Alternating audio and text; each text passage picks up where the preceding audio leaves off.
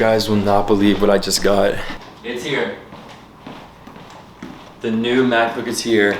And not just any MacBook, the M2 Max. Oh. I am like a little kid, bro. It's here. Oh my gosh, the new MacBook. Oh my goodness, dude. Let's get into it.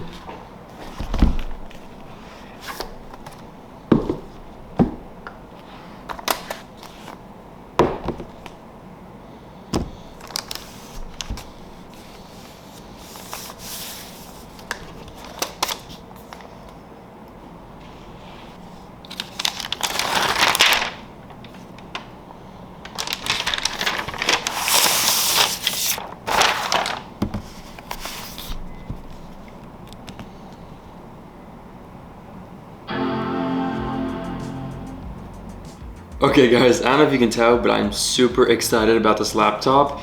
But I've actually had it for a little bit of time.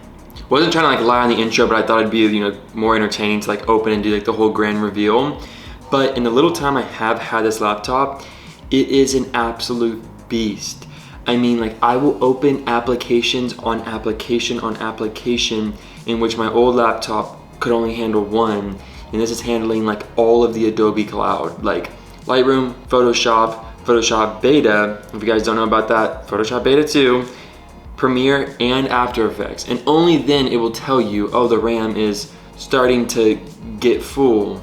It's insane, like it is actually crazy. But with that being said, let's actually get into this laptop and show you kind of the differences. I'm gonna get my other laptop and hopefully we can do a test to see obviously the speed and capability of this laptop. So yeah, let's get into it. So in this laptop, they have the Pro chip, and then they have a Pro chip that has more gigabytes of RAM, and then they have the Max chip, and then they have different variants of the actual Max chip too. I got the M2 Max with the 32 RAMs processing. 64 is overkill unless you're editing like 8K videos, which I'm not there yet, even though this can still edit 8K flawlessly too. But yeah, I think it came around like $3,099, which is a lot for a laptop, don't get me wrong. But again, with how much this actually does do, I mean, it's insane. So the Apple M2 Max is the most power efficient chip ever. Laptop M2 is engineered to help pros push the boundaries of their ingenuity and creativity. It can play back up to 10 streams of 8K video. 32 8-core GPU handles graphic intensity workflows and games with ease. Okay, so for like the first example, when I would be flying like FPV as like practicing on my other laptop, it couldn't handle anything. It would always crash or would be so laggy. On this one, I can have it up to the highest graphics that normally can't handle on a normal laptop, and it doesn't glitch a single bit. It's completely flawless. I didn't get it just obviously to be in a virtual flight, right? But that just shows you the power of what this thing can handle.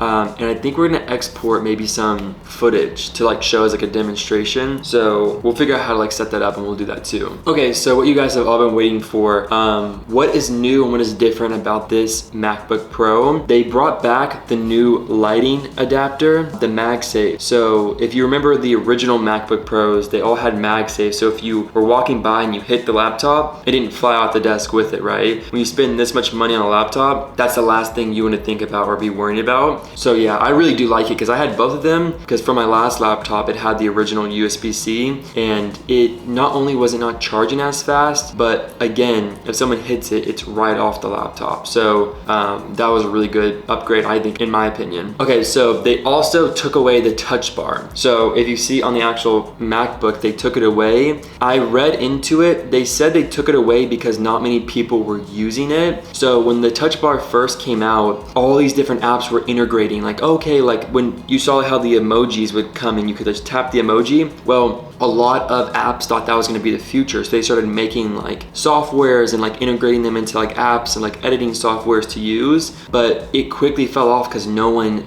adapted to doing it, because half the people had MacBook Airs that didn't have the touch bar, and then half of them had the Pros that did. So you see how they were like, why would we be investing money into something that only half our users use? It didn't make sense. So everyone kind of stopped doing it, so they just kind of took it away, which I personally think it looks so much cleaner for a more professional look, definitely. And another really cool thing is they put in almost like a darkened keyboard. So they blackened out underneath it. So it looks very sleek, modern, and then you don't see as much like dust and gunk like collect in there when you're just typing. It looks very clean and minimalistic. And the biggest part that they changed in here is the fans. Do you hear that? They don't have fans anymore. No fans whatsoever. This might be the biggest meme of MacBooks is, oh, you start editing, you're getting good, you got your workflow going, and here the fans go. I would be on that MacBook all the time editing, and people would literally be like, bro, is your laptop okay? Because when you're running softwares, it just has to put the fans on to cool itself down, and that thing would get so hot all the time that I used to make like a joke that it'd be burning my legs. With this one, I have noticed that it does get quite hot if you're like processing really heavy stuff.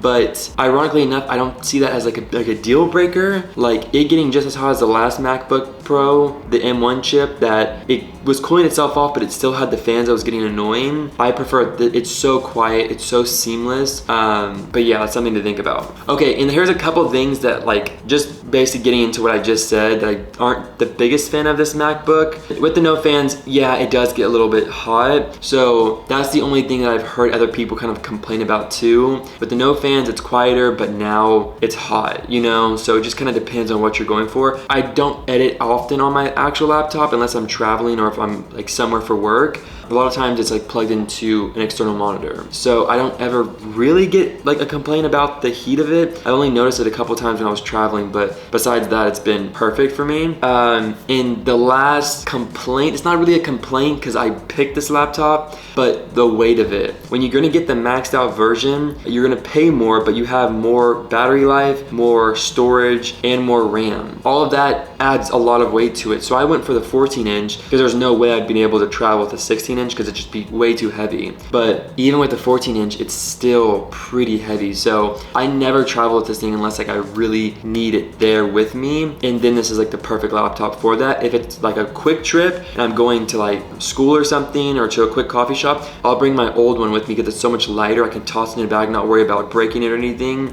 or getting stolen, because this is a pretty big chunk of change to get stolen from you. So not that many complaints. Beyond that, it's perfect, really. Okay, what you guys been waiting for, let's compare the laptops, because I really want to see how this like plays out, because I know how much faster this one is now because I've used it for so long, and this one is always giving me trouble. So let's see. I'm trying to see where it is.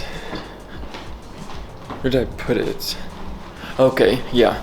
So I'm going to be using my old MacBook Pro to demonstrate the differences from an older, I think this is like an Intel i7, right before they went to the M1 chip. So I don't have the M1 to compare, but I just want to show the differences between the older laptops, the older MacBooks, and the brand new one that just came out, because I'm telling you, the difference will blow you guys away. And it's not just like the M2 that makes a crazy difference. Like having a base M2 would still be a crazy upgrade compared to any of the old MacBooks. So let's get into it. I don't know if you guys can already hear that, but that's the fans turning on in this. We haven't been using it for 5 minutes. The screen already blacked out. I don't know what's going on with this one. Obviously this one is completely fine. It's just, that's why I knew this video was gonna be very stressful making, because this laptop just doesn't cooperate at all. Okay, so I think this would be a really good test to see how quick the actual applications open. So I think we're just gonna do Lightroom from now, and then I might put some pictures in, and then we'll export them to see the difference on times. I don't think this one's gonna video. I know it's just gonna take too long to even put it in the video. So I think just sticking with pictures for now, it might be easier, and because I'll probably end up having to transfer those pictures onto here temporarily and just do it off of the storage I have on here, because this one doesn't have any storage. Okay, so see, like the brightness already went down, this one's dying. How much percent do I have? Okay, 10%. Okay, this one already has to be plugged in because it's dying. This one obviously is fine.